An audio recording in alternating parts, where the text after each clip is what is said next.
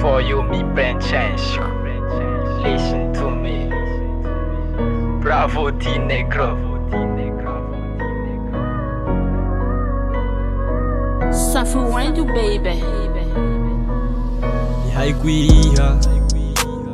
vavuza kitihadalaku fechainao vachifahitako anao viliku lafu yengahiha androany le marariky atianatikwany falamba mety mifuna zao fadiso e zao janjino toila ivatako timba fihino la mety aminao zao katao halino baby fanjenanao raty au avao diso anatao jenampijali azafady kiafaifonako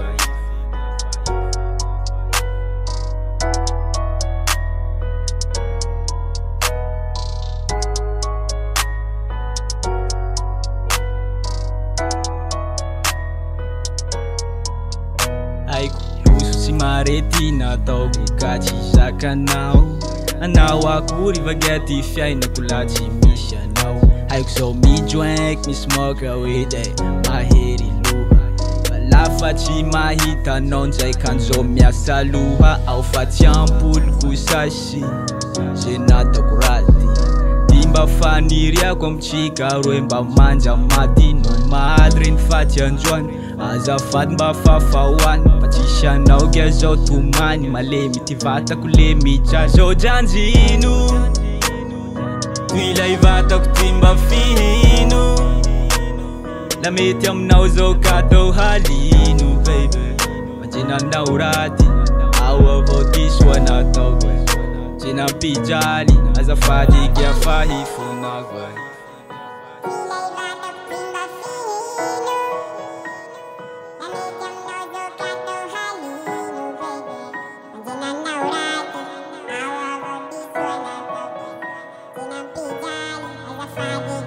Mitaly ambony zao mitaly ambany lereko mararity anaty koany fitiava zao tsy mapady many fa natsola imboto mitomany fa tsisy anao kia zao taraiky hitako fiainako miamafaiky fereneso fa mila anao la tsisy anao le tsy aitiazao janjino toila ivatako timba fihino la mety aminao zao katao halino baby fanjenanao raty au avao diso anatao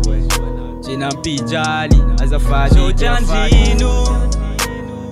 toila ivatako timba fihino la mety aminao zao katao halino baby fanjenanao raty au avao diso anatao jenampijali azafady kiafahifonako Kopan Kenny.